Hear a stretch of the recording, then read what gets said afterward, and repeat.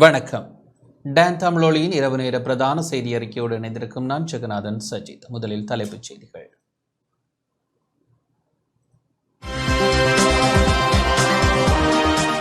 ஆளுநர்களை நியமிக்கும் போது அரசியல் நோக்கங்களின்றி பொறுப்பானவர்களை நியமிக்குமாறு மகா சங்கத்தினர் ஜனாதிபதியிடம் கோரிக்கை. கடன் மறுசீரமைப்பு விடயத்தில் ஒரு எழுத்தில் கூட மாற்றம் ஏற்படுத்தப்படவில்லை என ஹர்ஷ டி சில்வா தெரிவிப்பு. மக்களை ஏமாற்ற மாட்டோம் என தேசிய மக்கள் சக்தியின் வசந்த சமரசிங்க தெரிவிப்பு. இலங்கை தமிழரசு கட்சி சார்பில் யாழ்ப்பாணம் தேர்தல் மாவட்டத்தில் எம்.ஏ. சுமந்திரன், எஸ். ஸ்ரீதரன் ஆகியோர் போட்டி. தமிழரசு கட்சி தேசிய பட்டியலுக்கான வாக்குகளை அதிகரிக்கும் நோக்கில் செயற்படுவதாக சுரேஷ் பிரேமச்சந்திரன் குற்றச்சாட்டு. கிழக்கு பல்கலைக்கழக 28வது பொது பட்டமளிப்பு வைபவம் இன்று ஆரம்பம். லெபனான் மீது இஸ்ரேல் நடத்திய தாக்குதல்களில் 2000க்கும் மேற்பட்டோர் உயிரிழப்பு.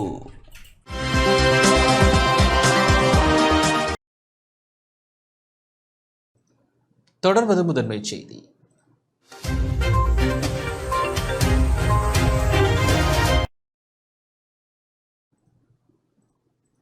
ஆளுநர்களை நியமிக்கும் போது அரசியல் நோக்கங்களின்றி பொறுப்பானவர்களை நியமிக்குமாறும் மகா சங்கத்தினர் ஜனாதிபதியிடம் கேட்டுக் கொண்டுள்ளனர்.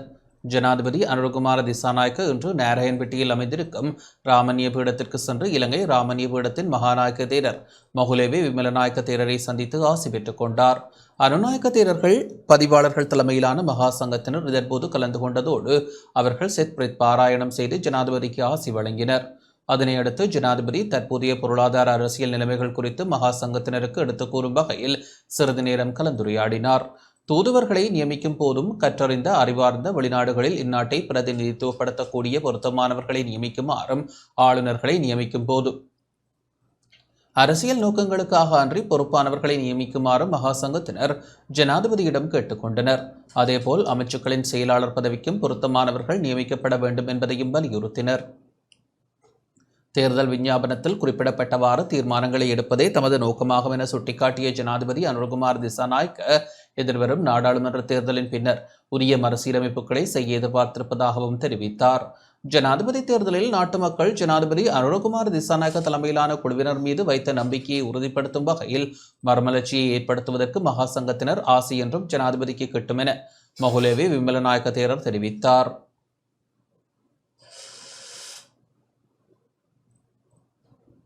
ஜனாதிபதி அனுரகுமார திசாநாயக்க இன்று வெள்ளவத்தை அமரபுர பீடத்திற்கு சென்று இலங்கை அமரபுர பீடத்தின் பதில் மகாநாயக்க தேரர் கரகொட உயன்கொட மைத்திரிமூர்த்தி தேரரை சந்தித்து ஆசை பெற்றுக் கொண்டார். அமரபுர பீடத்தின் செயலாளரும் இதன்போது கலந்து கொண்டதோடு அவர்களால் செத்பிரித் பாராயணம் செய்யப்பட்டு ஜனாதிபதிக்கு ஆசி வழங்கப்பட்டது. அதனையடுத்து ஜனாதிபதி தற்போதைய அரசியல் மற்றும் பொருளாதார நிலைமைகளை எடுத்துக் கூறும் விதமாக மகா சங்கத்தினருடன் சிறிது நேரம் கலந்துரையாடினார். அதன்போது நாட்டின் வளங்களை கொண்டு உச்சகட்ட பலன்களை அடைந்து வலுவான நாட்டை கட்டியெழுப்ப வேண்டும் என வலியுறுத்திய மகாநாயக்க தேரர்கள் அதனால் இலங்கை உலகின் சுயாதீன நாடாக எழுந்து நிற்க முடியும் எனவும் தெரிவித்தனர். கடந்த ஜனாதிபதி தேர்தலின் போது மதத்தை முன்னிலைப்படுத்தி தற்போதைய ஜனாதிபதிக்கு எதிராக அவதூறு பிரசாரங்களை சிலர் முன்னெடுத்து சென்றதாகவும் அவை அனைத்தும் உண்மைக்கு புறம்பான்மை என்பது தற்போது உறுதியாகியுள்ளதாகவும் மகா சங்கத்தினர் சுட்டிக்காட்டினர். இருப்பினும் இதுபோன்ற அவதூறு பிரசாரங்கள் எதிர்காலத்திலும் முன்வைக்கப்படலாம் என்பதால் அது குறித்து அவதானத்துடன் செயற்படுமாறும் மகா சங்கத்தினர் ஜனாதிபதியிடம் வலியுறுத்தினர். சம்பிரதாய அரசியல் முறை மாற்றப்பட வேண்டும் என்பது ஜனாதிபதி தேர்தல் முடிவுகள் ஊடாக தெரியவந்திருப்பதாக சுட்டிக்காட்டிய ஜனாதிபதி அவதூறுகளால் தமது தரப்பினர் குறித்து தோற்றுவைக்கப்பட்ட பிம்பத்தை மக்கள் புறக்கணித்திருப்பதால் அவை அனைத்தும் போலிகள் என்பது உறுதியாகியுள்ளது என்பதையும் சுட்டிக்காட்டினார். இதன்போது புதிய அரசியலமைப்பு குறித்தும் மகா சங்கத்தினர் ஜனாதிபதியிடம் வினவினர். அதன்படி புதிய அரசியலமைப்பு ஒன்று கொண்டுவரப்பட வேண்டும் என்பதே தமது நோக்கமாகும் என்றும் நீண்ட கலந்துரையாடல்கள் மற்றும் பொதுமக்கள் வாக்கெடுப்பின் ஊடாக மாத்திரமே அதனை செய்ய எதிர்பார்த்திருப்பதாகவும் கடந்த அரசாங்கங்கள் அரசியலமைப்பு திருத்தங்களை தமது தேவைகளுக்கு ஏற்பவே செய்து கொண்டதாகவும் மக்களின் தேவைக்கு ஏற்ப திருத்தங்கள் செய்யப்படவில்லை எனவும் குறிப்பிட்டார். எவ்வாறாயினும் நாட்டை ஓரளவு ஸ்திரப்படுத்தி மக்கள் எதிர்பார்ப்புக்கு அமைவாக புதிய அரசியலமைப்பு ஒன்றை கொண்டுவர எதிர்பார்ப்பதாக ஜனாதிபதி மேலும் தெரிவித்தார்.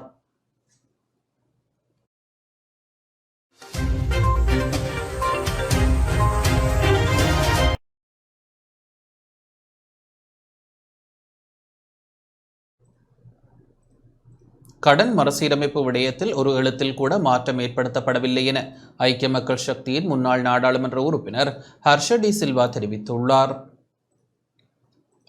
கொழும்பில் இன்று இடம்பெற்ற ஊடகவியலாளர் சந்திப்பின் போதே அவர் இதனை தெரிவித்துள்ளார்.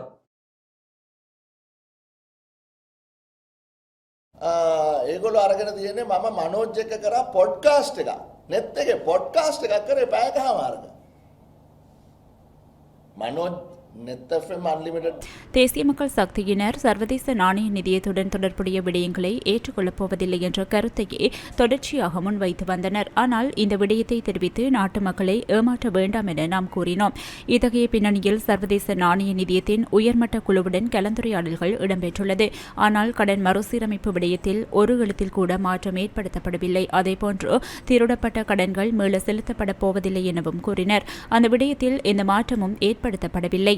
தேர்தலுக்கு முன்னர் உடன்பட்ட விடயங்களில் ஒரு எழுத்தில் கூட மாற்றம் ஏற்படுத்தப்படவில்லை. அவர்கள் வெறுமனே பொய்யான கருத்துக்களை மாத்திரம் முன்வைத்துள்ளனர். எம்மாலும் இத்தகைய கருத்துக்களை கூறியிருக்கலாம். ஆனால் நாம் அவை யதார்த்தமான விடயங்கள் அல்ல என்பதால் கூறவில்லை. இறுதியில் கடன் மறுசீரமைப்பு பற்றிய விடயத்திற்கு இணக்கப்பாடு எட்டப்பட்டுள்ளது. ஆனால் எந்த மாற்றமும் ஏற்படுத்தப்படவில்லை.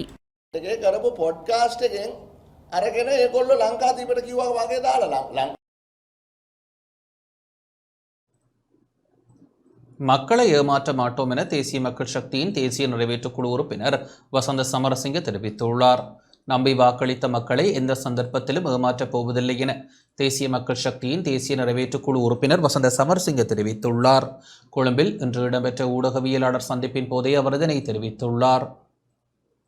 ආකාරයෙන් රකින්න අපි මේ වන විටත් වැඩ කරලා තියෙන. අපි දැක්ක රනිල් වික්‍රමසිංහ කියනවා මම බැංකුව කැඩුවේ නැහැ කියලා. නාමල් රාජපක්ෂ කියනවා පිටරට තියෙන நாட்டு மக்கள் எம்மை நம்பி வாக்களித்துள்ளனர். இந்நிலையில் மக்கள் எம்மீது வைத்த நம்பிக்கையை எந்த சமயத்திலும் நாம் மீற தயாராகவில்லை. அந்த வகையில் நோக்கும் போதோ மக்களுக்கு நாம் அளித்த வாக்குறுதிகளை நிறைவேற்றும் பொருட்டு உரிய நடவடிக்கைகளை முன்னெடுத்து வருகின்றோம்.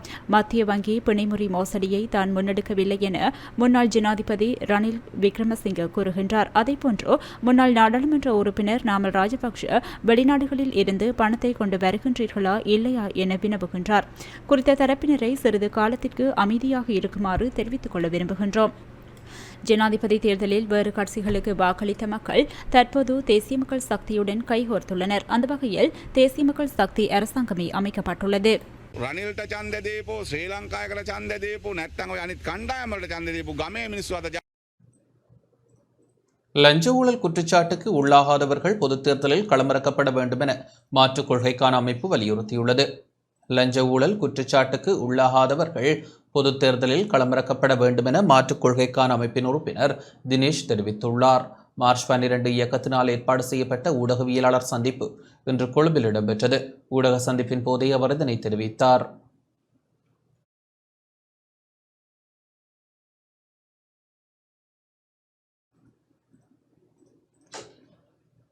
இலங்கை தமிழரசுக் கட்சியின் சார்பில் யாழ்ப்பாணம் தேர்தல் மாவட்டத்தில் எம். ஏ. சுமந்திரன், எஸ். ஸ்ரீதரன் ஆகியோர் போட்டியிட உள்ளனர். எதிர்வரும் நாடாளுமன்ற தேர்தலில் இலங்கை தமிழரசுக் கட்சியின் சார்பில் யாழ்ப்பாணம் தேர்தல் மாவட்டத்தில் எம். ஏ. சுமந்திரன், எஸ். ஸ்ரீதரன் ஆகியோர் போட்டியிட உள்ளதாக முன்னாள் நாடாளுமன்ற உறுப்பினர் எம். ஏ. சுமந்திரன் தெரிவித்துள்ளார். வவுனியாவில் இன்று இடம்பெற்ற தேர்தல் நியமன குழு கூட்டத்தின் பின்னர் ஊடகங்களுக்கு கருத்து தெரிவிக்கும் போதே அவர் இதனை தெரிவித்தார். நாடாளுமன்ற தேர்தலில் தமிழரசுக் கட்சி சார்பில் களமிறங்க உள்ள வேட்பாளர்கள் தொடர்பாக ஆராய்வதற்காக நியமிக்கப்பட்ட 11 பேர் கொண்ட நியமன குழு வவுனியாவில் இன்று கூடியது. இதன்போது எடுக்கப்பட்ட தீர்மானங்கள் குறித்து எம். ஏ. சுமந்திரன் தெளிவுபடுத்தினார். மேலும் தகுதி வாய்ந்த பெண்கள் தேர்தலில் போட்டியிட முன்வருமாறும் அவர்களுக்கான இடம் கட்சியில் உள்ளதாகவும் எம். ஏ. சுமந்திரன் தெரிவித்துள்ளார். இலங்கை தமிழரசு கட்சியினுடைய தேர்தல் நியமன குழு வவுனியாவிலே கூடி தேர்தல் நியமனங்கள் சம்பந்தமாக மாவட்டமாக ஆராய்ந்திருக்கிறோம். தேர்தலிலே நியமனம் கொடுக்கப்படுகிற சில அடிப்படைகளை குறித்து பேசப்பட்டிருக்கிறது. விசேடமாக இன்றைக்கு இருக்கிற மக்களுடைய கோரிக்கை ஒரு மாற்றம், புதியவர்களுக்கு இடம் கொடுக்க வேண்டும், இளையவர்கள், யுவதிகள், படித்தவர்கள் பெருவாரியான எதிர்பார்ப்பு ஒன்று இருக்கிறது. அதற்கும் இடம் கொடுத்து என்ன விதமாக நாங்கள் இந்த வேட்பாளர்களை இறுதி செய்யலாம் என்பதை குறித்து பல சிந்தனைகள் பரிமாறப்பட்டிருக்கின்றன. இன்றைக்கு நாங்கள் எந்த தீர்மானமும் எடுக்கவில்லை. திருகோணமலை தேர்தல் மாவட்டமும் அம்பாறை தேர்தல் மாவட்டமும் சம்பந்தமாக விசேட கரிசனை ஒன்று இருக்கிறது. இலங்கை தமிழரசு கட்சியினுடைய தேர்தலையும் சின்னத்திலையும் தான் நாங்கள் 5 தேர்தல் மாவட்டங்களிலேயும் போட்டியிடுவோம். ஆனால் திருகோணமலையிலேயும் அம்பாறையிலேயும் நாங்கள் மற்ற கட்சி உறுப்பினர்களையும் உள்வாங்கி ஒரு போட்டி இல்லாமல் அதை செய்வதற்கான சாத்தியக்கூறுகள் ஆராயப்படுகின்றன. நாளைக்கு திரும்பவும் நாங்கள் சந்தித்து வேட்பாளர்களாக விண்ணப்பித்தவர்களுடைய பெயர்களை ஆராய்ந்து தீர்மானங்கள் எடுப்போம். நாளைக்கு இறுதி தீர்மானம் எடுப்போம் என்றும் சொல்ல முடியாது. நாங்கள் எதிர்பார்க்கிற மாதிரியான வேட்பாளர்கள் சில இடங்களிலே முன்வரவில்லை. பெண்கள் பல இடங்களிலே முன்வரவில்லை. பெண்களுக்கும் பெண்கள் அமைப்புகளுக்கும் ஒரு விசேஷ கோரிக்கை, ஆற்றல் உள்ள தேர்தலில் வெல்லக்கூடிய எங்களோடு சேர்ந்து பயணிக்கக்கூடிய பெண்களை தயவு செய்து முன்மொழியுங்கள், அவர்களுக்கான இடம் ஒதுக்குவதற்கு நாங்கள் தயாராக இருக்கிறோம். இந்த தடவை அப்படியான ஒரு புதிய பரிமாணத்திலே மக்களுடைய எதிர்பார்ப்பை பூர்த்தி செய்கிற வகையிலே பல புதிய ஆற்றல் உள்ள இளைய தலைமுறைக்கு, வாலிபர்களுக்கும் யுவதிகளுக்கும் இலங்கை தமிழரசு கட்சி நிச்சயமாக இடம் கொடுக்கும். சகலவற்றையும் நாங்கள் ஆராய்ந்து விரைவிலே எங்களுடைய வேட்பாளர் பட்டியலை அறிவிப்போம். ஏற்கனவே பாராளுமன்ற உறுப்பினர்களாக இருந்து அதற்கு பிறகு தேர்தலிலே தோற்றவர்களுக்கு இந்த தடவை சந்தர்ப்பத்தை கொடுக்காமல் புதியவர்களை உள்வாங்கலாம் என்று சொல்லப்பட்டிருக்கிறது. திரு ஸ்ரீதரனை பொறுத்தவரையிலே கட்சியினுடைய தீர்மானத்துக்கு மாறாக ஜனாதிபதி தேர்தலிலே கட்சியின் தீர்மானத்தை எதிர்த்து பிரச்சாரம் செய்த காரணத்தினாலே அவரே தேர்தலில் இந்த தடவை போட்டியிடாமல் ஒதுங்கியிருந்தால் நல்லது என்ற ஒரு யோசனையை சொல்லியிருந்தேன். அவர் அதனை ஏற்றுக்கொள்ளவில்லை. ஆகையினாலே அவரும் தேர்தலிலே போட்டியிடுவார். என்னையும் அவரையும் யாழ் தேர்தல் மாவட்டத்திலே கட்டாயமாக போட்டியிட வேண்டும் என்று சகல நியமனத்தின் உறுப்பினர்களும் வற்புறுத்தி இருக்கிறார்கள். அதற்கு அமைவாக நாங்கள் இருவரும் யாழ்ப்பாண தேர்தல் மாவட்டத்திலே போட்டியிடுவோம். இலங்கை தமிழரசு கட்சி நாடாளுமன்ற தேர்தலில் தேசிய பட்டியலுக்கான வாக்குகளை அதிகரிக்கும் நோக்கில் செயற்படுவதாக முன்னாள் நாடாளுமன்ற உறுப்பினர் சுரேஷ் பிரேமச்சந்திரன் தெரிவித்துள்ளார். எதிர்வரும் நாடாளுமன்ற தேர்தலில் இலங்கை தமிழரசு கட்சி திருகோணமலை மற்றும் அம்பாறையில் இணைந்து போட்டியிட முன்வர வேண்டும் எனவும் இதன் மூலம் அந்த மாவட்டங்களில் தமிழ் பிரதிநிதித்துவத்தை காப்பாற்ற முடியும் எனவும் முன்னாள் நாடாளுமன்ற உறுப்பினர் சுரேஷ் பிரேமச்சந்திரன் தெரிவித்துள்ளார். ஜனநாயக தமிழ் தேசிய கூட்டணியின் சந்திப்பு வவுனியாவில் இடம்பெற்றதைத் தொடர்ந்து ஊடகங்களுக்கு கருத்து வெளியிடுகையில் இவ்வாறு குறிப்பிட்டார். எதிர்வர இருக்கக்கூடிய நாடாளுமன்ற தேர்தல் தொடர்பாக பல்வேறுபட்ட விடயங்களை நாங்கள் பேசி தீர்மானங்களுக்கு வந்திருக்கிறோம். திருகோணமலை மாவட்டமும் அம்பாறை மாவட்டமும் ஒவ்வொரு தமிழ் பிரதிநிதிகள் வரக்கூடிய ஒரு இடம். அதில் பிரிந்து நின்று பல பேர் கேட்கின்ற பட்சத்தில் அந்த இடங்களை நாங்கள் இழந்து விடுவதற்கான சந்தர்ப்பங்கள் மிக அதிகமாக இருக்கின்றது. கடந்த முறை அம்பாறை மாவட்டத்தில் அந்த இடத்தை நாங்கள் இழந்திருக்கின்றோம். திருகோணமலை மாவட்டத்தில் மிக சொற்ப வாக்குகளால் தான் திரு சம்பந்தன் அவர்களால் நாடாளுமன்ற உறுப்பினராக முடிந்திருக்கின்றது. நாங்கள் அந்த பிரதேச மக்களினுடைய தமிழ் பிரதிநிதித்துவங்களை காப்பாற்ற வேண்டுமாக இருந்தால் 2 வழிமுறைகளை நாங்கள் தமிழரசு கட்சிக்கு கூறியிருந்தோம். இது தொடர்பாக தமிழரசு கட்சியினுடைய தலைவர் திரு மாவை சேனாதிராஜா, திரு சத்தியலிங்கம், திரு ஸ்ரீதரன் அவர்களுடன் பேசியிருந்தோம். நாங்கள் பேசிய பொழுது திருகோணமலையிலும் அம்பாறையிலும் நாங்கள் இருதரப்பும் இணைந்து ஒரு பட்டியலை தயார் செய்ய முடியும் என்பதை அவர்கள் ஏற்றுக்கொண்டிருந்தார்கள். இலங்கை தமிழரசு கட்சிக்கு நாங்கள் மிக பரிவோடு வைக்கக்கூடிய ஒரு கோரிக்கை, கிழக்கு மாகாணத்தில் இருக்கக்கூடிய அந்த 2 பிரதேசங்களினுடைய தமிழ் பிரதிநிதித்துவம் காப்பாற்றப்பட வேண்டுமாக இருந்தால் நீங்கள் தனித்து போய் ஏனையோரையும் தனித்து போட்டியிட நீங்கள் தள்ளுவீர்களாக இருந்தால் நிச்சயமாக அது பாதுகாக்கப்பட மாட்டாது. அதனை மனதில் கொண்டு நாங்கள் இருதரப்பும் இணைந்து இந்த வேட்புமனுக்கள் என்பது தாக்கல் செய்யப்பட வேண்டும். அதன் மூலம்தான் அது பாதுகாக்கப்படலாம். 7ஆம் தேதி மாலைக்குள் அவர்கள் இது தொடர்பான ஒரு முடிவை உத்தியோகபூர்வமாக எங்களுக்கு அறிவிக்க வேண்டும் என நாங்கள் விரும்புகின்றோம். தமிழ் மக்களுடைய இந்த பிரதிநிதித்துவங்கள் காப்பாற்றப்பட வேண்டுமாக அவர்கள் சிந்திப்பார்களாக இருந்தால் அவர்கள் இதற்கு சம்மதம் தெரிவிக்க வேண்டும். இல்லாத பட்சத்தில் நிச்சயமாக நான் சொல்வேன் 2 மாவட்டங்களுடைய எமது பிரதிநிதித்துவங்கள் இல்லாமல் போகலாம். கூட்டாக வராமல் இருக்கிற பட்சத்தில் அதற்கான முழு பொறுப்பையும் அவர்கள் ஏற்றுக்கொள்ள வேண்டும். இதனால் வரக்கூடிய தமிழ் மக்களுக்கு ஏற்கக்கூடிய இழப்புகள் அனைத்துக்கும் அவர்களே பொறுப்பு என்பதை அவர்கள் ஏற்றுக்கொள்ள வேண்டிய ஒரு சூழல் இருக்கிறது. வருகின்ற நாடாளுமன்ற தேர்தலை நாங்கள் ஜனநாயக தமிழ் தேசிய கூட்டணி என்ற பொது அமைப்பில் அதற்கு இருக்கக்கூடிய இப்பொழுது நாங்கள் பெற்றிருக்கக்கூடிய சங்கு சின்னத்தில் போட்டியிடுவதாகவும் நாங்கள் தீர்மானித்திருக்கிறோம். தமிழ் தேசிய சபையில் இருக்கக்கூடிய சிவில் அமைப்புகள் அவர்களும் இதில் போட்டியிட விரும்புகின்ற பட்சத்தில் நிச்சயமாக அதற்கான கதவுகள் இன்னும் திறந்திருக்கிறது. அவர்களை நாங்கள் இருகரம் கூப்பி வரவேற்கின்றோம். இப்பொழுது இருக்கக்கூடிய ஜனாதிபதியும் அவரை தொடர்ந்து வரக்கூடிய அவர்களது பாராளுமன்றமும் பிரச்சனைகளை தீர்ப்பதற்கு எங்களுடன் ஒத்துழைப்பார்கள் என்று நாங்கள் எதிர்பார்க்கின்றோம். அதனை செய்வதற்கு அதனுடன் ஒரு காத்திரமான பேச்சுக்களை முன்னெடுத்துச் செல்வதற்கு நாங்கள் மீண்டும் ஒரு முறை தமிழ் மக்கள் எங்களுடன் இணைந்து பணியாற்ற வேண்டும். தேவையான வாக்குகள் அளித்து ஒரு காத்திரமான அணியை நாடாளுமன்றத்துக்கு அனுப்ப வேண்டும் என்று கேட்டுக்கொள்கிறோம். திருவண்ணாமலை மாவட்டத்தில் வீட்டு சின்னத்தில் நாங்கள் ஒரு பொது வேட்பாளர்களை நிறுத்த முடியும் என்றும், அம்பாறை மாவட்டத்தில் சங்கு சின்னத்தில் நாங்கள் பொது வேட்பாளர் நிறுத்துவது என்பதும் ஏற்றுக்கொள்ளப்பட்ட விடயம்.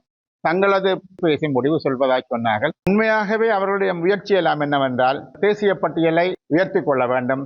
தேசிய பட்டியலுக்கு நாங்கள் எல்லா இடமும் கேட்டால் தான் தேசிய பட்டியலுக்கான வாக்காளர்கள் கூடும். இதுதான் அவர்களது நோக்கமே தவிர உண்மையாகவே அந்த இடத்தில் ஒன்று பறிபோறப் போகிறது என்ற எண்ணம் அவர்களுக்கு இல்லை. யாழ்ப்பாணம் அராலி பகுதியில் புதிதாக கட்டப்பட்ட மதில் உடைக்கப்பட்டதாக போலீஸ் நிலையத்தில் முறைப்பாடு பதிவு செய்யப்பட்டுள்ளது. யாழ்ப்பாணம் வட்டுக்கோட்டை போலீஸ் பிரிவிற்குட்பட்ட அராலி பகுதியில் புதிதாக கட்டப்பட்ட மதில் உடைக்கப்பட்ட சம்பவம் பதிவாகியுள்ளது. அராலி பகுதியில் புதிதாக கட்டப்பட்ட 150 அடிகள் நீளம் கொண்ட மதிலை இனம் தெரியாத சிலர் உடைத்துள்ளதாக வட்டுக்கோட்டை போலீஸ் நிலையத்தில் முறைப்பாடு பதிவு செய்யப்பட்டுள்ளது. வெற்றுக்காணியொன்றினை சுற்றி நேற்றைய தினம் புதிதாக மதில் கட்டப்பட்டது. இந்நிலையில் நேற்றிரவு குறித்த சம்பவம் பதிவாகியுள்ளதாக தெரிவிக்கப்பட்டுள்ள நிலையில் வட்டுக்கோட்டை போலீசார் விசாரணைகளை முன்னெடுத்துள்ளனர். கிளிநொச்சி மகாவித்தியாலயத்தின் பழைய மாணவர் குழுவினரால் இன்று இரத்த தான முகாம் ஒன்று முன்னெடுக்கப்பட்டது.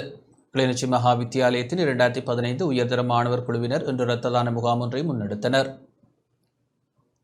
சிறுவர் தினத்தை முன்னிட்டு இறுதி யுத்தத்தில் உயிரிழந்த மாணவர்களின் நினைவாக இரத்த தான முகாம் ஏற்பாடு செய்யப்பட்டது. கிளிநொச்சி மகாவித்தியாலயத்தின் 2015ஆம் ஆண்டு உயர்தரத்தில் கல்வி கற்ற மாணவர் குழுவினர் இம்முறை 11வது ஆண்டாக குருதிக்கொடை வழங்கி வருகின்றனர். இந்த நிகழ்வு கிளிநொச்சி பழைய வைத்தியசாலை வளாகத்தில் இடம்பெற்றது. குறித்த இரத்த தான முகாமில் பாடசாலை முதல்வர், முன்னாள் ஆசிரியர்கள், பழைய மாணவர்கள் என பலர் கலந்து கொண்டனர். அத்துடன் குறித்த பழைய மாணவர் குழுவினரின் ஏற்பாட்டில் ஆண்டுதோறும் 3 பிரிவுகளில் விருதுகளும் வழங்கப்படுகின்றன. அந்த வகையில் இந்த ஆண்டுக்கான சிறந்த சேவையாளர் விருதை யாழ்ப்பாணம் பரியோவான் கல்லூரி ஓய்வு பெற்ற முதல்வர் வனபிதா ஞானப்பொன் ராஜா பெற்றதுடன் சிறந்த தொழில் முயற்சியாளர் விருதை கிளிநொச்சியை சேர்ந்த மாற்று வலுவுள்ள சுய தொழில் முயற்சியாளர் சசிகலா பெற்றுக்கொண்டார். கற்பித்த ஆசிரியர் விருதினை கிளிநொச்சி மகாவித்தியாலய ஓய்வு நிலைய ஆசிரியை பத்மநாதன் பெற்றுக்கொண்டார்.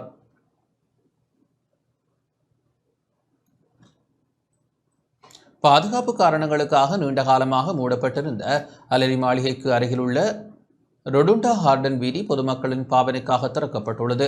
கொழும்பு அலரி மாளிகை வளாகத்திற்கு அருகிலுள்ள ரொடுண்டா ஹார்டன் வீதி பாதுகாப்பு காரணங்களுக்காக நீண்ட காலமாக மூடப்பட்டிருந்த நிலையில் நேற்று பொதுமக்களின் பாவனைக்காக திறக்கப்பட்டது. இந்த வீதி திறக்கப்பட்டமையால் சுற்றுவட்டார பகுதியில் போக்குவரத்து நெரிசலை குறைப்பதோடு பொதுமக்களுக்கு இலகுவாக பயணிக்க வழிவகுக்கும் என எதிர்பார்க்கப்படுகின்றது.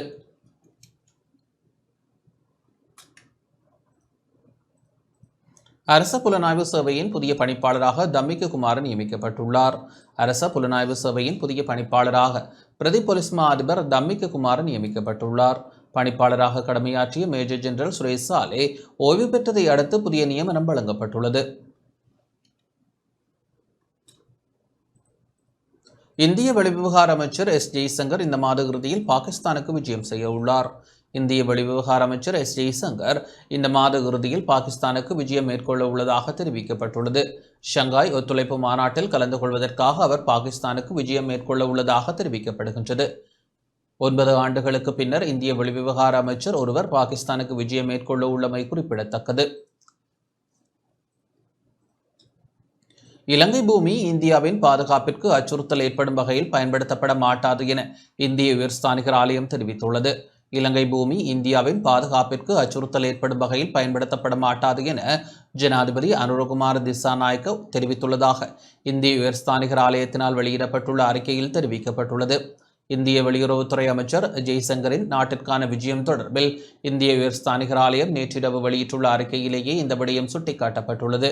இலங்கையின் ஒற்றுமை, பிராந்திய ஒருமைப்பாடு மற்றும் இறையாண்மையை பேணுகின்ற அதேவேளை சமத்துவம், நீதி, கண்ணியம், சமாதானம் என்பவற்றுக்கான தமிழர்கள் உட்பட அனைத்து சமூகங்களின் அபிலாஷைகளும் இந்தியாவின் ஆதரவை வழங்கும் என குறிப்பிடப்பட்டுள்ளது.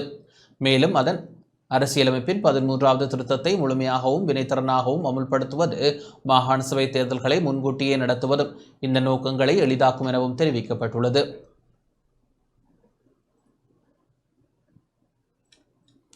நாடாளுமன்ற தேர்தலில் கேஸ் சிலிண்டர் சின்னத்தில் போட்டியிட தீர்மானிக்கப்பட்டுள்ளதாக சுதந்திர கட்சியின் பதில் தவிசாளர் நிமல் ஸ்ரீபால டி சில்வா தெரிவித்துள்ளார்.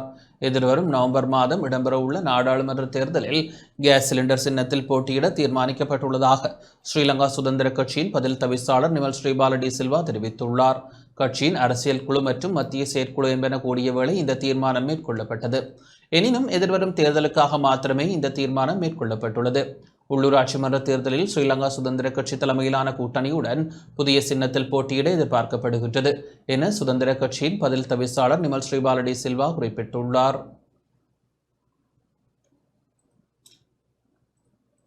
எதிர்வரும் நாடாளுமன்ற தேர்தலில் தனித்து போட்டியிட உள்ளதாக ஈழவர் ஜனநாயக முன்னணி அறிவித்துள்ளது. எதிர்வரும் நாடாளுமன்ற தேர்தலில் வடக்கு கிழக்கு மற்றும் மலையகத்தில் தனித்து களமிறங்க உள்ளதாக ஈழவர் ஜனநாயக முன்னணி தெரிவித்துள்ளது. ஈழவர் ஜனநாயக முன்னணியின் செயற்குழு கூட்டம் வவுனியா பூந்தோட்டத்தில் அமைந்துள்ள கட்சியின் அலுவலகத்தில் இன்று இடம்பெற்ற பின்னர் ஊடகங்களுக்கு கருத்து தெரிவிக்கும் போதே இவ்விடயத்தை தெரிவித்துள்ளனர். இந்த தேர்தலில் ஈரோஸ் தனித்து களமிறங்கி இருக்கின்றது. ஒரு மாற்றத்துக்கான ஒரு சந்தர்ப்பம் கிடைச்சிருக்கு. அந்த மாற்றம் புதிய ஒரு தமிழ் தரப்பை இங்கு உருவாக்க வேண்டும். அந்த தமிழ் தரப்பு சுயேட்சைக்கு அப்பால இந்த விடுதலை போராட்டத்தில் பங்கெடுத்தது அல்ல, இந்த மக்களுடைய பிரச்சனையை பங்கெடுத்த ஒரு கட்சிகளுக்கு வாக்களிப்பதன் மூலம் எங்களுடைய இருப்பை நாங்கள் இங்கே வைத்துக் கொள்ளலாம்.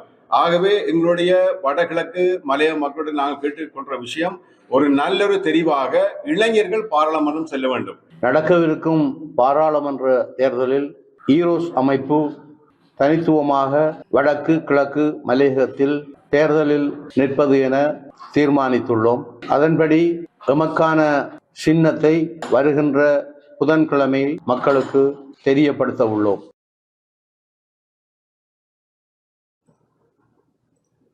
மட்டக்களப்பு கல்குடா போலீஸ் நிலையம் புதிய கட்டடத்தில் திறந்து வைக்கப்பட்டுள்ளது. மட்டக்களப்பு கல்குடா போலீஸ் நிலையத்தின் புதிய கட்டடத்தை பதில் போலீஸ் மா அதிபர் பிரியந்த வீரசூரிய இன்று திறந்து வைத்தார். பாசிக்குடா வீதியில் புதிய போலீஸ் நிலைய கட்டடம் அமைக்கப்பட்டுள்ளது. போர் மற்றும் சுனாமி அனர்த்தங்களால் பாதிப்புக்குள்ளாகிய கல்குடா போலீஸ் நிலைய கட்டடம் புதுப்பொலிவுடன் அமைக்கப்பட்டுள்ளது. கட்டட திறப்பு விழாவில் கிழக்கு மாகாண சிரேஷ்ட பிரதி போலீஸ் மா அதிபர் சட்டத்திரணி அஜித் ரோஹன உட்பட இராணுவ கடற்படை உயர் அதிகாரிகள், அரசு திணைக்களங்களின் உயர் அதிகாரிகள் மற்றும் சிவில் அமைப்புகளின் பிரதிநிதிகள் என பலர் கலந்து கொண்டனர். யாழ்ப்பாணம் சங்கானை பகுதியில் வீதி விளக்குகள் இன்று பொருத்தப்பட்டன. யாழ்ப்பாணம் சங்கானை பகுதியில் வீதி விளக்குகள் பொருத்தும் பணிகள் இன்றைய தினம் முன்னெடுக்கப்பட்டன. வலிகாமம் மேற்கு பிரதேச சபையினரால் புதிதாக வீதி விளக்குகள் பொருத்துதல், பழுதடைந்த வீதி விளக்குகளை திருத்துதல் போன்ற பணிகள் மேற்கொள்ளப்பட்டன. மேற்பார்வையாளர் ரஜீவனின் தலைமையில் குறித்த பணிகள் முன்னெடுக்கப்பட்டமை குறிப்பிடத்தக்கது. நுவரெலியா ஹாவாலிய முத்துமாரியம்மன் ஆலயத்தில் பரதநாட்டிய கலை நிகழ்வு ஒன்று இடம்பெற்றது. நவராத்திரி விழாவை முன்னிட்டு நுவரெலியா ஹாவாலிய ஸ்ரீ முத்துமாரியம்மன் ஆலயத்தில் பரதநாட்டிய கலை நிகழ்வு இன்று பிற்பகல் 2 மணிக்கு இடம்பெற்றது. நவராத்திரி விழாவை சிறப்பிக்கும் முகமாக ஜெரோமினா அனோஜினால் நெறிப்படுத்தப்பட்டு மீனாலயா கலை பாடசாலை மாணவிகளால் பரதநாட்டியம் வழங்கப்பட்டது. இதில் முன்னாள் நாடாளுமன்ற உறுப்பினர் வேலுசாமி ராதாகிருஷ்ணன் மற்றும் சட்டத்தரணிகள், சமாதான நீதவான்கள், மக்கள் என பலர் பங்கேற்றனர்.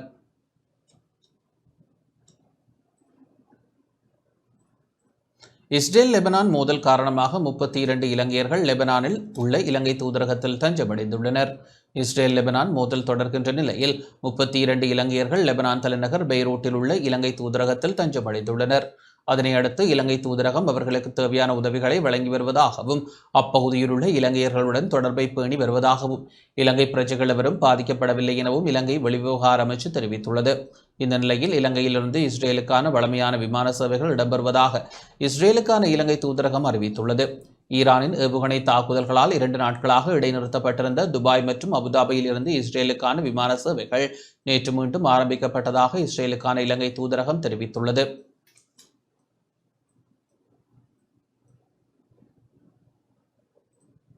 வெளிநாட்டு வேலைவாய்ப்பிற்காக செல்லும் இலங்கையர்களின் எண்ணிக்கை அதிகரித்துள்ளதாக வெளிநாட்டு வேலைவாய்ப்பு பணியகம் தெரிவித்துள்ளது. கடந்த ஆண்டுடன் ஒப்பிடும்போது கடந்த செப்டம்பர் மாதத்தில் வெளிநாட்டு வேலைவாய்ப்பிற்காக சென்றவர்களின் எண்ணிக்கை கணிசமாக அதிகரித்துள்ளதாக வெளிநாட்டு வேலைவாய்ப்பு பணியகம் தெரிவித்துள்ளது. இது தொடர்பில் அறிக்கை வெளியிடப்பட்டுள்ளது. செப்டம்பர் மாதத்தில் மாத்திரம் 28,344 பேர் வெளிநாடுகளுக்கு சென்றுள்ளனர். அதற்கமைய வெளிநாட்டு வேலைவாய்ப்பிற்காக செல்லும் இலங்கையர்களின் எண்ணிக்கை 10% அதிகரித்துள்ளது. கடந்த ஆண்டு செப்டம்பர் மாதம் 25,716 பேர் வேலைவாய்ப்பிற்காக வெளிநாடு சென்றுள்ளனர். 2024 ஆண்டின் கடந்த 9 மாதங்களில் 2,40,000க்கும் அதிகமான இலங்கையர்கள் வெளிநாட்டு வேலைவாய்ப்பிற்காக நாட்டை விட்டு வெளியேறியுள்ளனர். அவர்களில் 99,939 பெண்களும் 1,42,170 ஆண்களும் அடங்குகின்றனர். கடந்த 9 மாதங்களில் 6,391 பேர் இஸ்ரேலுக்கும், 6,295 பேர் ஜப்பானுக்கும், 5,870 பேர் தென்கொரியாவிற்கும் சென்றுள்ளனர் என வெளிநாட்டு வேலைவாய்ப்பு பணியகம் குறிப்பிட்டுள்ளது.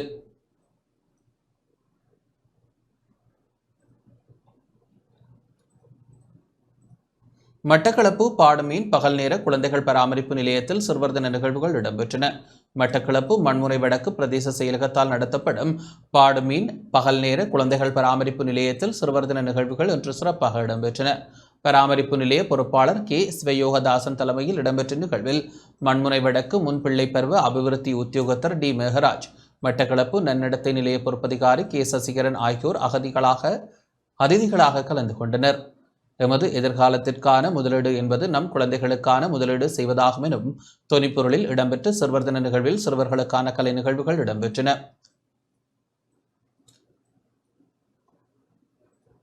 பேருந்து நடத்துனர்களின் விதிமீறல்கள் தொடர்பில் பயணிகள் முறைப்பாடு அளிக்க தொலைபேசி இலக்கம் அறிமுகப்படுத்தப்பட்டுள்ளது. பேருந்துகளில் பயணிகளிடம் கட்டணம் அறவிட்ட பின்னர் அதற்கான பயண சீட்டையும் மிகுதி பணத்தையும் வழங்காத நடத்துனர்கள் தொடர்பில் முறைப்பாடு செய்ய முடியும் என தேசிய போக்குவரத்து ஆணைக்குழு அறிவித்துள்ளது. 1955 என்ற அவசர தொலைபேசி இலக்கத்திற்கு தொடர்பு கொண்டு குறித்த முறைப்பாடுகளை முன்வைக்க முடியும் என அந்த ஆணைக்குழு குறிப்பிட்டுள்ளது.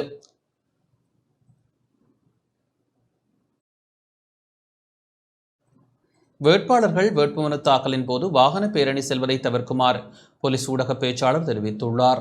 வேட்பாளர்கள் வேட்புமனு தாக்கல் செய்வதற்கு வருகை தரும் போது வாகன பேரணி செல்வதை தவிர்த்துக் கொள்ளுமாறு போலீஸ் ஊடக பேச்சாளர் நிகால் தல்துவ தெரிவித்துள்ளார். கொழும்பில் இடம்பெற்ற ஊடகவியலாளர் சந்திப்பின் போதே அவர் இதனை தெரிவித்துள்ளார். ඒවයින් අනතුරු සිද්ධ වෙන්න පුළුවන් විශේෂයෙන් මාර්ගයේ ගමන් ගන්න පෙට්‍රල් වලින් ගමන් ගන්න වාහන වලට ගිනි ඇවිලීමේ வேட்புமனு தாக்கலுக்கான கால அவகாசம் நிறைவடையும் தினத்தில் வேட்புமனு தாக்கல் செய்யும் வேட்பாளர்கள் வாகன பேரணி செல்லும் விடயங்களில் ஈடுபடுகின்றனர். இத்தகைய விடயங்களை மேற்கொள்ள முடியாது என தெரிவித்துக் கொள்ள விரும்புகின்றோம். அவ்வாறு செயற்பட்டால் போலீசாரினால் அந்த விடயம் கட்டுப்படுத்தப்படும். ஆகவே இத்தகைய நடவடிக்கைகளை மேற்கொள்ள வேண்டாம் என தெரிவித்துக் கொள்ள விரும்புகின்றோம். அதேபோன்று பொதுமக்களுக்கு அசௌகரியத்தை ஏற்படுத்தும் வகையில் பட்டாசுகளை வெடித்தல் தடை செய்யப்பட்டுள்ளது. அத்தகைய நடவடிக்கைகள் முன்னெடுக்கப்படும் பட்சத்தில் சட்ட நடவடிக்கைகள் எடுக்கப்படும். அவ்வாறான நடவடிக்கைகளை பொது இடங்களில் மேற்கொள்ள இடமளிக்க முடியாது. සුළු ගතිය තියෙන්නට පුළුවන්. ඒ නිසා සමහරට ගින්නක් වුණත් ඇති වෙන්නට පුළුවන්. ඒ අවදානම් කිසි දෙයක් சீரற்ற காலநிலை காரணமாக டெங்கு நோயாளர்களின் எண்ணிக்கை அதிகரித்து வருவதாக சுகாதார பூச்சியியல் அதிகாரிகள் சங்க தலைவர் நஜித் சுமனசேன தெரிவித்துள்ளார். நாட்டில் நிலவும் சீரற்ற காலநிலை காரணமாக கடந்த செப்டம்பர் மாதத்தின் இறுதியில் இருந்து டெங்கு நோயாளர்களின் எண்ணிக்கை அதிகரித்து வருவதாக சுகாதார பூச்சியியல் அதிகாரிகள் சங்க தலைவர் நஜித் சுமனசேன தெரிவித்துள்ளார்.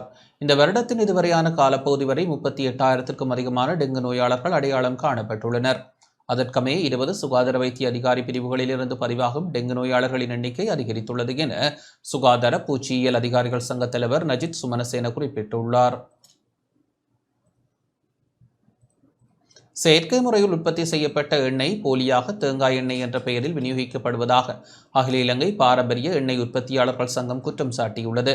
செயற்கை முறையில் உற்பத்தி செய்யப்பட்ட எண்ணெய் தேங்காய் எண்ணெய் என்ற பெயரில் விநியோகிக்கப்படுவதாக அகில இலங்கை பாரம்பரிய எண்ணெய் உற்பத்தியாளர்கள் சங்கத்தின் ஒருங்கிணைப்பாளர் புத்திக சில்வா குற்றம் சாட்டியுள்ளார். கொழும்பில் நேற்று மாலை இடம்பெற்ற ஊடகவியலாளர் சந்திப்பின் போதே அவர் இதனை தெரிவித்தார். තෙල් වර්ගයක් පොල් තෙල් කියා ආනයනය කරලා තියෙනවා. මේ ආනයනකරුවන් මෙම ආනයනයට ඩොලර් මිලියන 80,000 மில்லியன் கிலோகிராமிற்கும் அதிக தொகையான செயற்கை முறையில் உற்பத்தி செய்யப்பட்ட எண்ணெய்கள் தேங்காய் எண்ணெய் என்ற பெயரில் விநியோகிக்கப்பட்டுள்ளது. இறக்குமதியாளர்கள் இதற்காக $110 மில்லியன் அதிக தொகை பணத்தை செலுத்தியுள்ளனர்.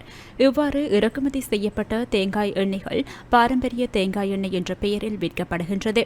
இதன் காரணமாக தொற்றா நோய்கள் அதிகரிக்கும் நிலை ஏற்பட்டுள்ளது. இறக்குமதியாளர்கள் தேசிய ரீதியில் இறக்குமதி செய்யும் பொருட்களை விற்பனை செய்யும் போது பின்பற்றப்படும் நியதிகளை அவர்கள் பின்பற்றுவதில்லை. இத்தகைய நடவடிக்கைகளின் காரணமாக பாரம்பரிய தேங்காய் எண்ணெய் உற்பத்தியின் நற்பெயருக்கு களங்கம் ஏற்படும் நிலை உருவாகியுள்ளது. මේ ආනයනකරුවන් මෙම ආනයනයට ඩොලර් මිලියන